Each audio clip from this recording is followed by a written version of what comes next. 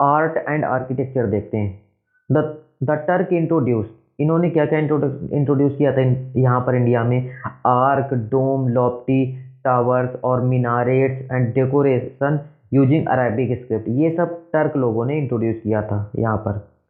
और एक्चुअली ये जो आर्क और डोम है ना, ये टर्किश या मुस्लिम इन्वेंशन है नहीं। एक्चुअली इन लोगों ने भी कहीं से बोरो किया था।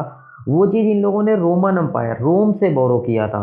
रोमन अम्पायर वो सदर्न यूरोप, जो इटली वाला पोर्शन है, ग्रीस वाला, वहाँ पर ये कभी फैला हुआ करता था। वहाँ से इन लोगों ने ये सब कुछ बोरो किया था, ठीक है। और वही चीज़ें टर्की के रूलर जब इंडिया में आए तो इन्होंने इंडिया में इंट्रोड्यूस किया। क्या इंडियंस इस चीज़ के बारे में बिल्कुल नहीं जानते थे? नहीं, इंडियंस लोग जानते थे, पर लार्ज स्केल पे इस टाइप की बिल्डिंग और ये सब मीनारेट बनाया नहीं करते थे, ठीक है। टर्क लोगों ने क्या किया ना, ये जो स्लैब और बीम जो बिल्डिंगों में लगता है, वो सब इन्हीं लोगों ने इंट्रोड्यूस किया था। इन्होंने they also added colour to the building, building में कलर करना, ये सब मतलब यहाँ पर इंट्रोड्यूस किया। मार्बल लगाना, red and yellow, yellow sandstone के मार्बल लगाना, ये सब इन्होंने शुरू किया था। उसके बाद they use to geometric and floral design, geometric और फ्लोरल डिजाइन बनवाया करते थे बिल्डिंगों में ये सब। और उस पे क्या है ना, ये कुरान के वर्सेस लिखवा दिया करते थे। तो इन सब को कहते थे, इसको कहते थे अरेबिक्स, ठीक है। अब आगे देखते हैं। They also use freely borrowed Hindu motif such as swastikas, इन सबको भी इन्होंने अपने यहाँ बोरो किया था, मतलब अपने जब भी बिल्डिंगें बनवाई, इसका भी यहाँ पर ये इन्होंने बनवाया था। स्वास्तिक वगैरह के भी सिंबल देखने को मिलते हैं कहीं कहीं पर। अब इन्होंने एक और काम किया था, हालांकि ये काम थोड़ा इनका अच्छा नहीं रहेगा। जैसे इन्होंने कुछ हिंदू टेम्पल तोड़े और उसको तोड़ के इन्होंने मस्जिद बनाई। तो ऐसा ही एक एग्जाम्पल है कि कुतुब मीनार के बाद एक मस्जिद है, उसका नाम है कोवत इस्लाम। ये जो मस्जिद है ना, एक हिंदू और जैन टेम्पलों को तोड़ तोड़ के उसका जो मटेरियल है उसको यूज करके बनाया गया था, ठीक है। तो याद रखना ये चीजें। उसके बाद एक पैलेस कॉम्प्लेक्स है तुगलकाबाद का, ठीक है, वो बनाया गया था घियासुद्दीन तुगलक के टाइम पीरियड में। वहाँ एक ब्यूटीफुल लेक भी थी, ठीक है। अब आगे देखते हैं मोहम्मद बिन तुगलक, इसने घियासुद्दीन तुगलक का टॉम्ब बनवाया था। और ये जो टॉम्ब थी वो हाई प्लेटफॉर्म पहले ऊंचा सा, पहले मिट्टी जमा कर करके वो चबूतरा टाइप का बना लो और ऊंचाई में बनवाओ इसको, ठीक है। तो ये हाई प्लेटफॉर्म पे बना हुआ था। कोटला फोर्ट जो दिल्ली में है, ये बनवाया गया था फिरोज शाह तुगलक के समय। अब important feature of Tughlaq architecture के कुछ इंपॉर्टेंट फीचर देखते हैं। Sloping wall, combined principle of arc, okay, lintel and beams, हौज खास, मतलब ये एग्जांपल है उसके। हौज खास यूज ग्रेस एंड स्टोन से बना हुआ था। मिनिमम डेकोरेशन था यहाँ पर। एक मिनट पानी पी लो। आगे देखते हैं। Lodhi palace, Lodhi Lodhi placed a building specially tomb on high platform. Lodhi लोगों ने भी जो भी टॉम्ब वगैरह बनवाई वो हाई प्लेटफॉर्म पे बनवाई। कुछ और देखते हैं। सम जो कुछ टॉम्ब है ना, वो गार्डन के बीच में बनाई गई, गार्डन क्रिएट किया गया, बनाया गया, उसके बीच में टॉम्ब बनाई गई, जैसे लोधी गार्डन दिल्ली में है। डबल डोम भी बनाई गई।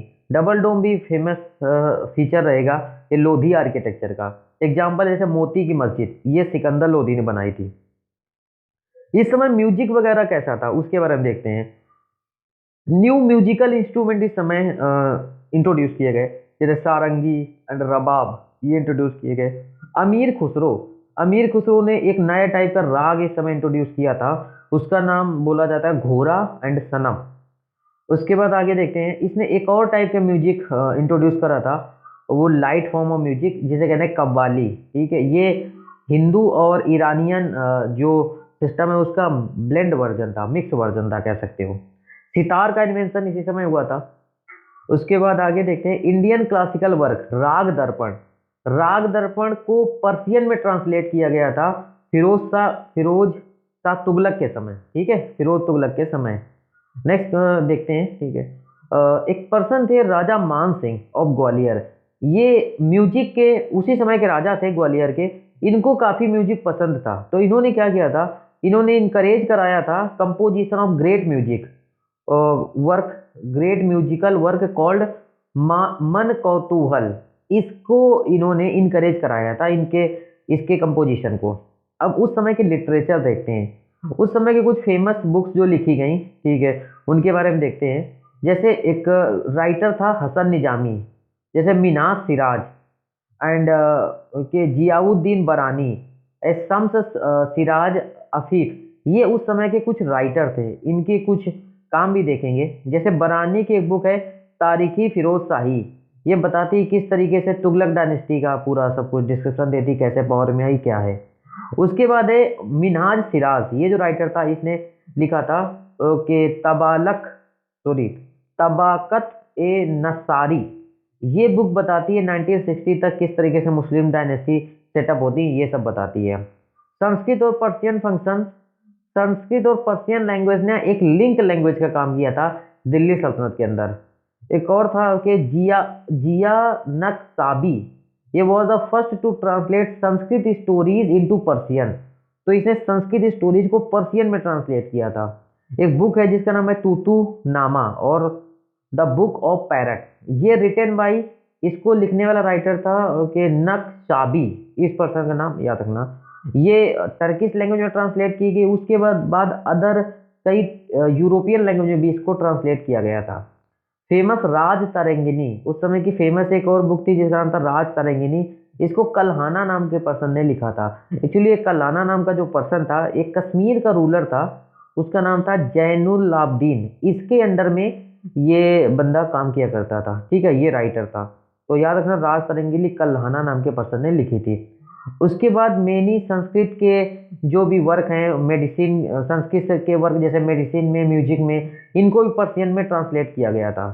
रीजनल लैंग्वेज का भी डेवलपमेंट देखने को मिलता है इस समय। एक है मलधार बसु, इन्होंने कंपाइल किया था, मलधार बसु कंपाइलर ऑफ श्री कृष्णा विजय, इस बुक को कंपाइल किया था। और इस पर्सन को पेट्रोनाइज किया था एक बंगाली सुल्तान था। ठीक है, उसने इनको पेट्रोनाइज किया था और इस बंगाली सुल्तान ने इनको एक टाइटल दिया था मलधार बसु को, गुण राजा खान। ठीक है, गुना राजा खान। जब ये गुना राजा खान का एक सन होगा उसको टाइटल मिलेगा ओके सत्य राजा खान। ठीक है, एक चंद बरादी, ये हिंदी का उस समय फेमस पोइट था। बंगाली लिटरेचर भी इस समय डेवलप हुआ। उस समय का बंगाल का जो भी किंग रहा होगा उसका नाम था नुसरत शाह, उसके समय बंगाली लिटरेचर भी डेवलप हुआ और महाभारत को बंगाली में ट्रांसलेट कर दिया गया। Causes of decline of Delhi सल्तनत आखिर में टूटा क्यों, क्या वजह रही? तो एक तो पहला रीजन रहेगा फाइनेंशियल इनस्टेबिलिटी, पैसे कहीं हैं कहीं नहीं है, ये सब प्रॉब्लम रही। डीजेनरेशन ऑफ द दिल्ली सल्तनत टूटने लगा। ठीक है, आगे इन्वेजन ऑफ तैमूर का इन्वेजन हुआ तो हमने देखा किस तरीके से दिल्ली में तबाही मचाई थी। Grid and incompetency of noble, जो नोबल्स थे वो बहुत ही लालची थे और इनकम्पिटेंस थे। ठीक है, कुछ आता जाता है नहीं, कुछ तो इतना दिमाग लगा रहे हैं कि पूछो मत, कुछ तो बिल्कुल ही बेकार है। तो ये चीज भी एक रीजन बनेगा।